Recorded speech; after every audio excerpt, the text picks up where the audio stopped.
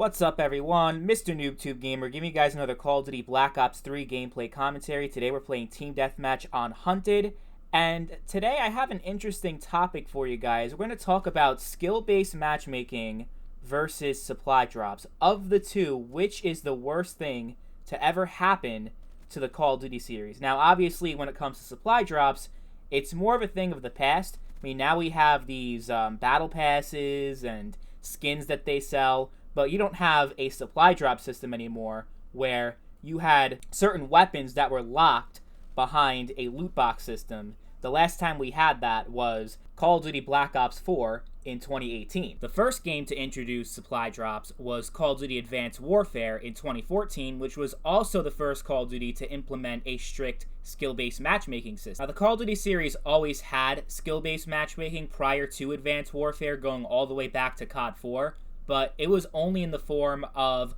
lobby balancing. So, like, if you had one match where the team got 7,500 and the losing team got 2,500, then they would try to balance the teams out in order to make it more competitive next time around. But they wouldn't break up lobbies. They wouldn't try to actually, like, match you up with people that had a higher ping than you and gave you a worse connection, but they were on the same skill level as you, so that's why they put you in a lobby with them. And, of course, that system was reintroduced in Modern Warfare 2019.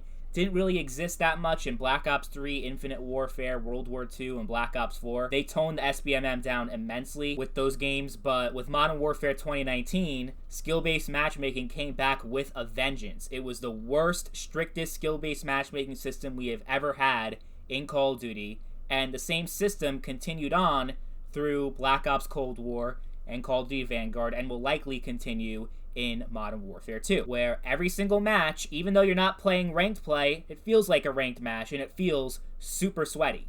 Like, you're just trying to play a casual match, and you feel like you're in an esports tournament. It's fucking ridiculous. So, whether you're a really bad player or a really good player, your gameplay experience will be virtually identical to everyone else, where you're barely pulling a 1KD. It's a very super competitive match. Of course, there are outliers where you'll dominate, but for the most part, like 98% of the time when you're playing these skill-based matchmaking games like Modern Warfare and Cold War and Vanguard, you'll go barely above a 1KD, and it'll be 99 to 100 final score. And for good measure, they'll break up every lobby after every match. And as much as I hated the loot box system in Advanced Warfare and Black Ops 3 especially, I would definitely take that over skill-based matchmaking any day. Honestly, I wasn't sure if you guys would agree with me on that. I did a poll on my community tab asking which one is worse, skill-based matchmaking or supply drops. I expected supply drops to easily win that. I thought my opinion would actually be unpopular in saying that skill-based matchmaking was worse than supply drops, but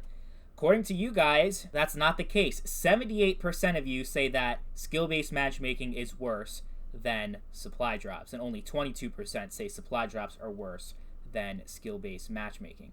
Very interesting. I will say one component of that is that I've obviously cultivated an audience that is more biased towards the older style of Call of Duty, talking about Modern Warfare 2, Black Ops 1, even Black Ops 3, I guess you could say, is old school Call of Duty at this point, at least compared to the new games. So, yeah, my audience is probably going to be more biased against skill-based matchmaking. But then again, supply drops are also a very shitty thing. Supply drops were the main reason why I quit playing Black Ops 3 and Modern Warfare Remastered. It was just so much bullshit. Especially Black Ops 3 definitely had a much worse loot box system than Advanced Warfare did, because a lot of the time you play Advanced Warfare, randomly you unlock the weapon and you get the supply drops. Like, it's a lot it was definitely a lot easier to unlock the weapons in Advanced Warfare. Their little system of, loot, or however it worked, you definitely got the weapons a lot faster. I got most of the weapons that I want in Advanced Warfare, but in Black Ops 3, I've been playing for 7 years, I still have 0 of the weapons that I wanted, like the FAMAS and the Galil, PPSH, Peacekeeper. I can go on and on. There were so many weapons that I really wanted to have, that I really wanted to use. The only time I was able to use them is if an enemy that had them dropped it and I was able to pick it up and use it. And it was all RNG. Like, you could theoretically put $1,000 into the supply drops in Black Ops 3 and still get 0 of the shit that you actually want. Black Ops 4 did a little bit differently and actually did it much better. which is why I think that Black Ops 4 is actually a better game than Black Ops 3. If you had 50 reserve cases, you got a pick a weapon bribe for any weapon that you wanted in Black Ops 4, whether it be the Peacekeeper, the AN-94, Micro MG, all those guns. You didn't have to put a single dime into it. It was all unlocked through regular in-game progression, which was not the case for Black Ops 3. So I was just so pissed off with how they handled monetization in Black Ops 3 that I quit like 2 months in. As soon as they started adding that shit in, I saw all these people carrying these weapons that I really wanted, but I had no hope of ever getting them. It just pissed me off so much, it turned me the wrong way, that I quit.